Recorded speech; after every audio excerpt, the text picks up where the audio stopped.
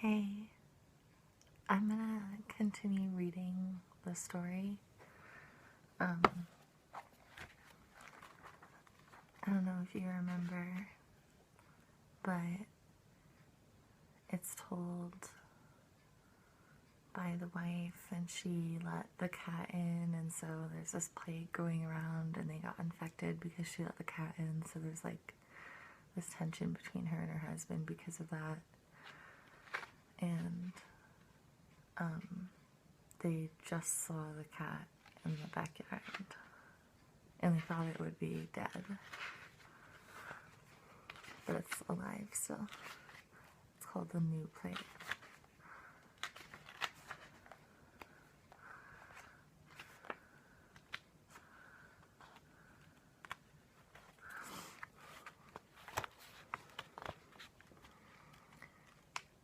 Chaz comes back in around 3 in the afternoon, his face stricken. I sit back on my heels.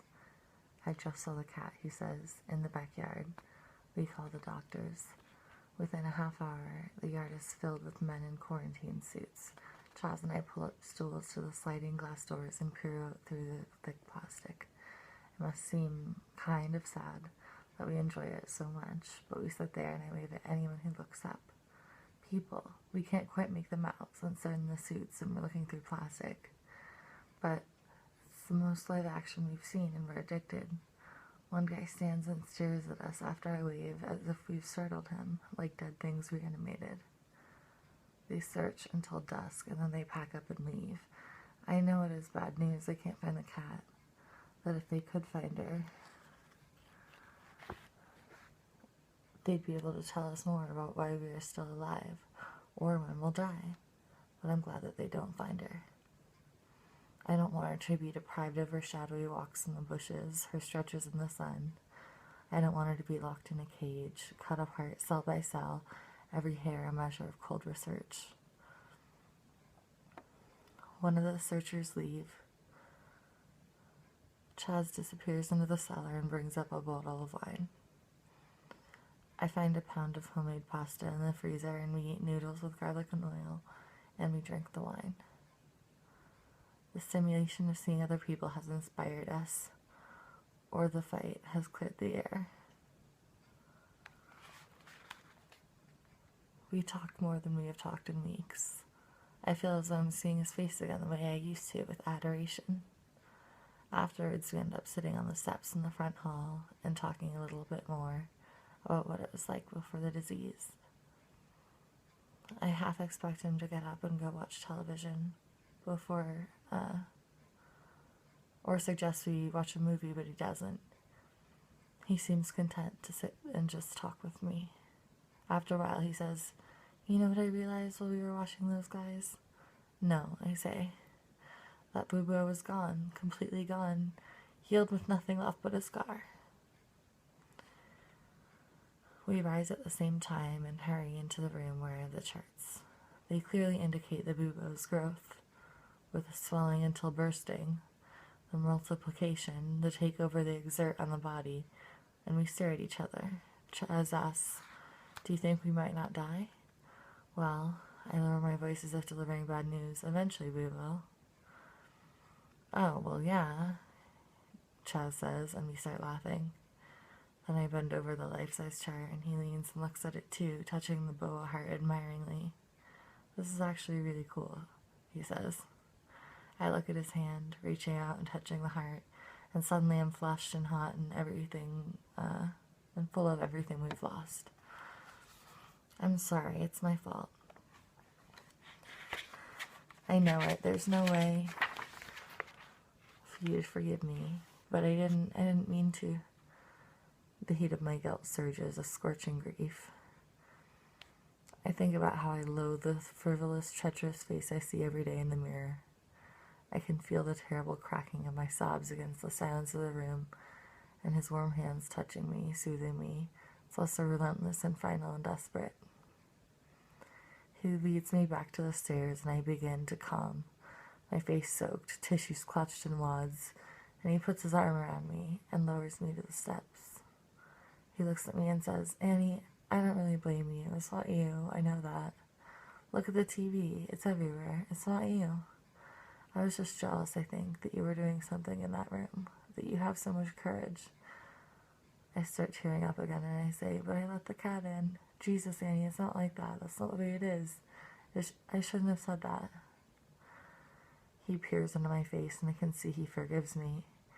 And then I know it's I who cannot forgive myself. After a while I say, I wish we would hurry up and die, Chaz.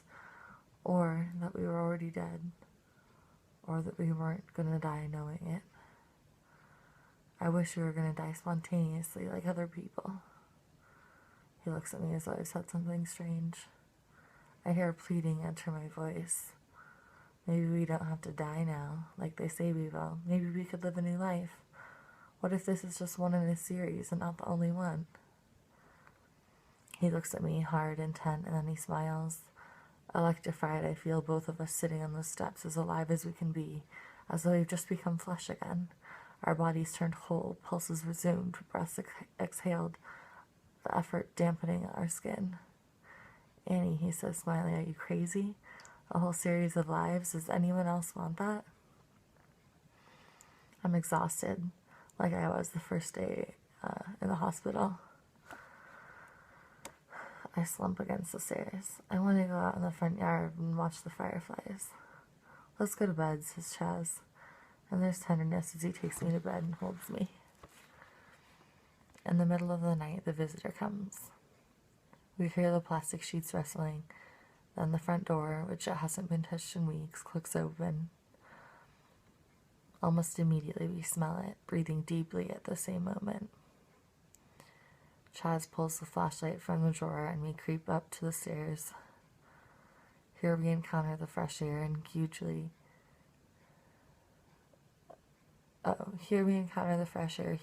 and we stand, dragging it into our lungs, greedy.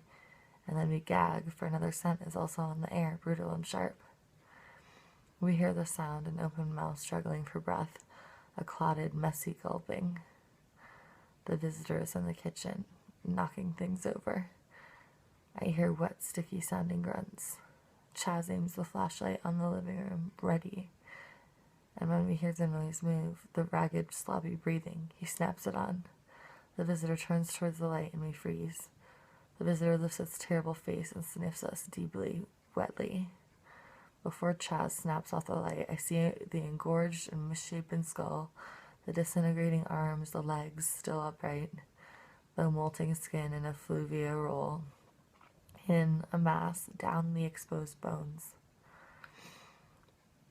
Chaz lifts me off the stairs and staggering, clawing at each other hysterically, we flee into the bedroom, lock the door, and hide together in the closet in the dark.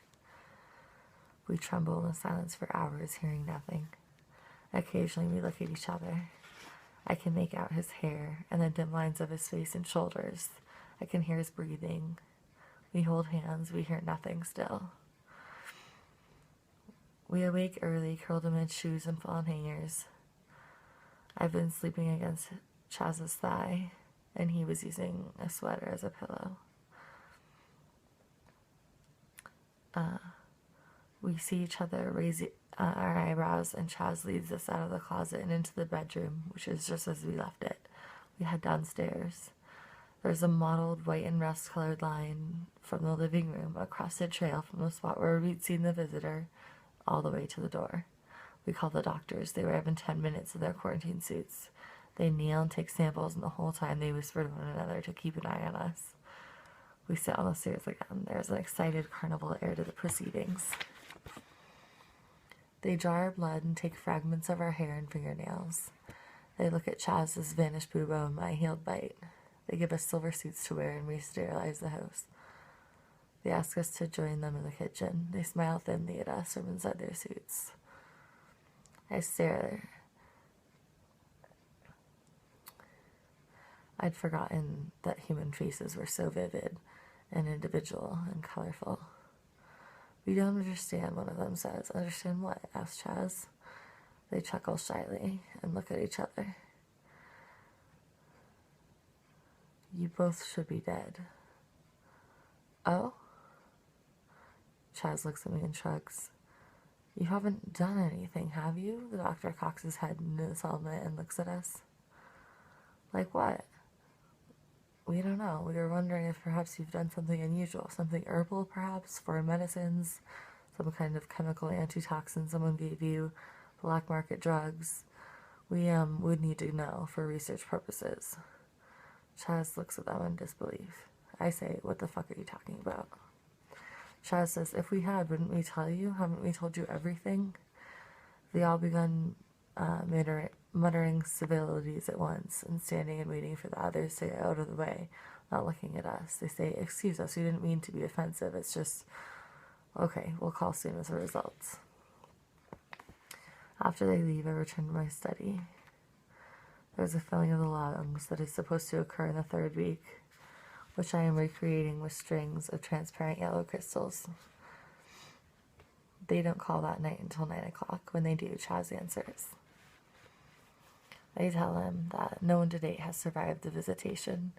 They tell him no previous case has the visit been restricted to the brief circuit the visitor made through our house.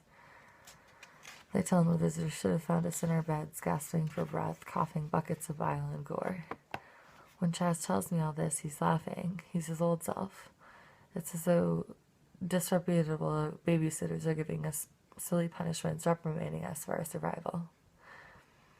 He challenged them. He asked them about the visitor. He asked them what it was, who controlled it, why it came, where it came from. He tells me there was absolute silence, and then the doctor confessed that they didn't know.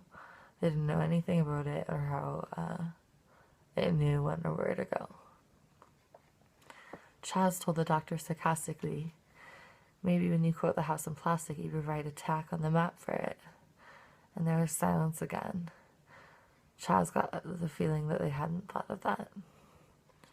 Chaz and I sit in silence for a few moments, and he says, I feel great. How do you feel? I say I could use some air. Yes, Chaz says, nodding at me and grinning. We could use some air. The doctor, clearing his throat, told Chaz that regardless of the strange visit's outcome, they had outlined the next procedure for our cases. We would return to the hospital. They would take biopsy samples from our lungs, hearts, and brains. We would undergo a thorough chemo internal sterilization. They'd flush out our cavities with saline, chemically treated water. They would drain and replace 3/4 of our blood. They would then be able to use us to give us a prognosis for our survival. Chaz told him that we would need a day to set our affairs into order. We put my life-size chart in the bed and pulled the covers up to the queen's chin. We wait until late in the night for Chaz to step out with his pruning shears and cut the plastic from the garage doors while I start the car. I go back in for the bag we packed and then decide to leave it. We sit in the car for a moment, savoring. We roll down all the windows. The garage door opens, and with the headlights off, Chaz backs out. The sweet summer air rushes over us. We lean our heads out the windows and open our mouth and stick out our tongues. Chaz steers with one hand and holds mine with the other. Every other house on the street is covered in plastic. We lean back in and look at each other. Do you think we're gonna die? I ask. Chaz looks at me and says, oh yeah. He nods his head vehemently. Definitely, absolutely, without a doubt. We're gonna die. We're gonna keel right over. And then we laugh. We'll die. We will definitely die.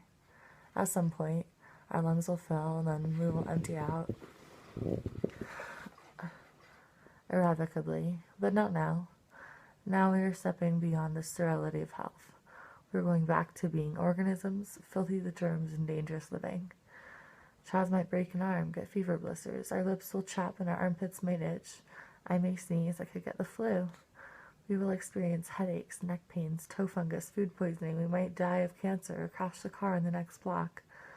But first we will have this. The wind against our faces. Our crazy happiness whipping around the car. The trees sharp against the sky. This night's moment. And these deep breaths of sweet, sweet air.